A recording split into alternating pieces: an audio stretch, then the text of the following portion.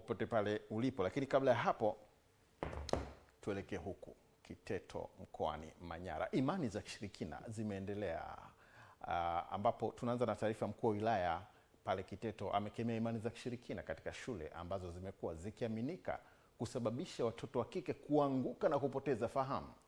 Mwanahabari wetu Mohamed Chumvi asiyeogopa imani za kishirikina amekuja na taarifa ifuatayo. Akizungumza na makundi mbalimbali ya kijamii wakiwemo wazee, viongozi wa mila, dini mbalimbali pamoja na maafisa wa polisi, mkuu wa wilaya ya Kiteto Remedius Emmanuel anasema baada ya kupata taarifa juu ya tukio la baadhi ya watoto wa shule kuanguka na kupoteza fahamu huku wakiwataja majina ya watu, hali inayotishia usalama wa baadhi ya watu, alilazimika kufika eneo la Kalikala na kuchukua hatua. Wale watoto nikaenda kuwaona. Wakati nazungumza nao mbele ya mkuu wa wilaya wakaanguka pale chini. Wakaanza vile vile. Wapo wakasema mkuu wa wilaya, si unaona? Alafu mwe akaanza kutajwa hapo. Mbele ya mkuu wa wilaya. Sasa mkuu wa wilaya, si unaona? Tuache tumalize sisi. Nikaona hawa lazima niondoke nao. Kwa hiyo wale mabinti nikaondoka nao. Na wale wote waliotajwa, sisi hatuendi kwa misingi ya kishirikina. Sisi kwa sababu wametajwa hivyo katusaidia ili tujue hali ikoje. Kisha hapa akatoa kauli ya serikali kuhusiana na tukio hilo.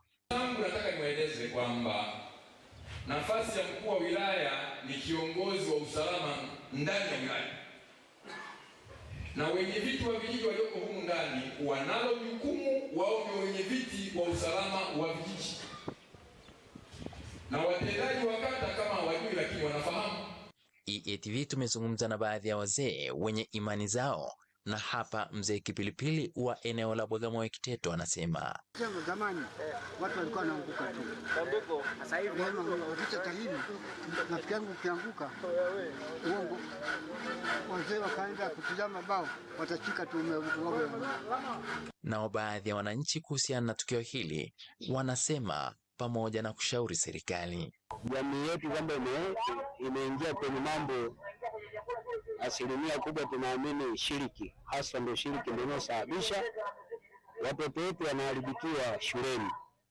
Ni kwamba ni swala la shiriki, watoto wanachezea sana kwa sababu skini kweli na hivi vitu vipo, hasa hata shuleni kwangu nilishawahi kutokea mtoto yuko darasani anafanya mtihani, yeye mtoto huyo alishindwa kufanya mtihani.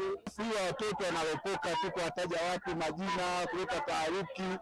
Serikali imekaa kimya, haina jibu sahihi. Miaka nenda rudi, story inakuwa ni hii tu, watoto kuanguka mashuleni, na tunashindwa kupata majibu sahihi kutoka wizara. Nikiripotia EATV kutoka hapa wilayani Kiteto mkoani Manyara, mimi ni Mohamed Chumvi, askari wa mwamvuli wa EATV.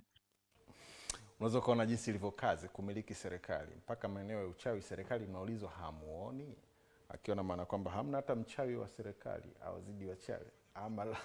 Asante sana kwa kufuatilia EATV saa moja popote pale ulipo Afrika Mashariki na Kati. Shukrani.